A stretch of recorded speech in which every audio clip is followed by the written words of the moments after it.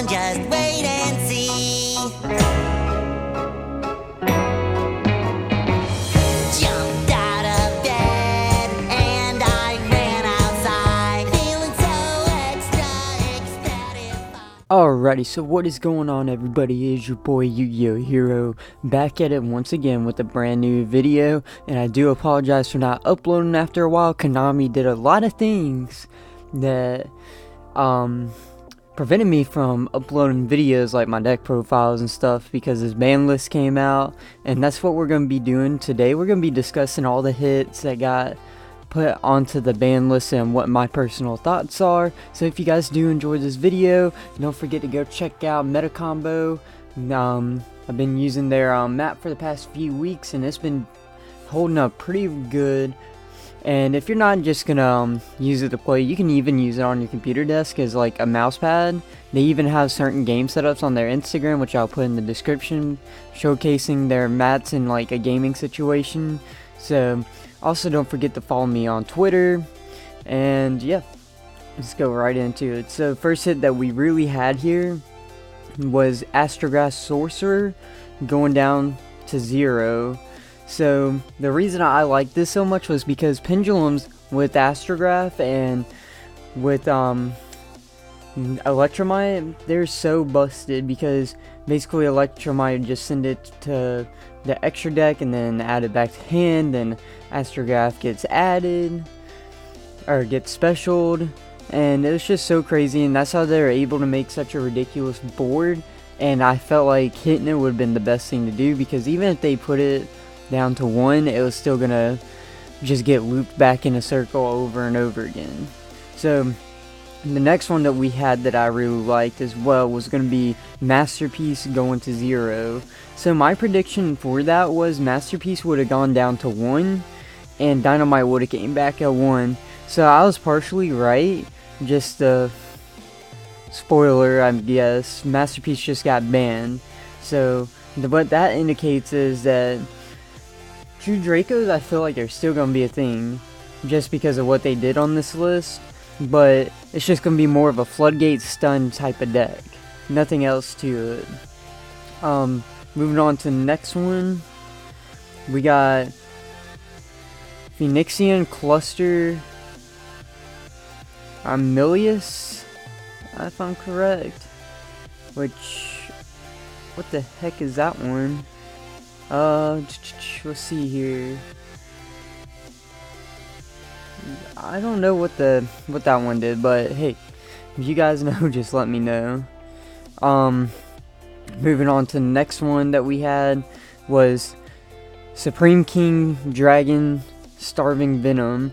So this one got banned as well. It was limited, but then it got banned, and I like that so much too, because it was just that's what helped a lot of pendulum decks out, getting the negate board and getting the FTK done. So just hitting that was such a good hit.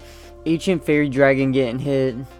Now I can see why they did that, because with Ancient Fairy Dragon, what you used it for really was to search out a field spell after destroying yours, of course, and then you get 1,000 life points, and you get a chance to do an additional special summon with its effect of a level 4 or lower.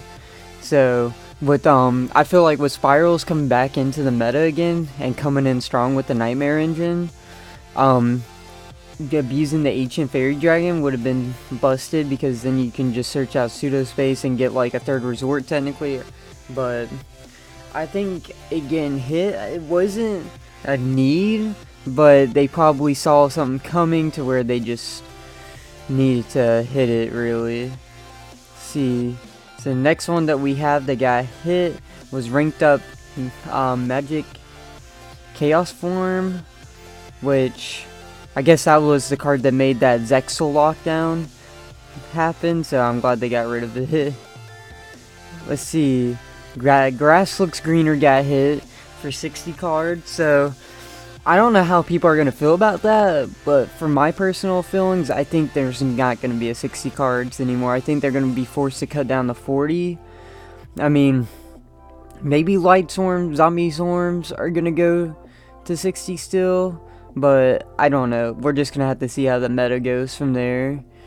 Next card that we got was gonna be Dynamite, because Dynamite came back at 1, and so he's basically the new boss monster for Dracos. You just search your trap and set it, or place it in hand, depending on what you want to do with that. And I mean, I feel like the deck is still really powerful, because Card of Demise is still a thing, and Dynamite just come back to 1 added even more to it. Alright, next one that we got was going to be Gemini Master Diamond, and this was to fix the Gemini FTK, and I'm happy that they limit it to 1, so which means it's not like the Gemini FTK is impossible now. You can still do it, but it's just going to take a lot more resources and time, and hope that your opponent doesn't have an out to it. But hitting that, I'm happy about, because I thought they were going to hit the Brilliant Fusion engine, and I didn't want that to happen. So the next card that we got is Chain Strike, which I guess with the new rules coming, that's why they hit Chain Strike for all the Chain Burn decks. But they limited it to 1. And then that leads us to our next one. I don't know how to say this one. I'm just going to call it Towers. It was limited, but then it went to 2.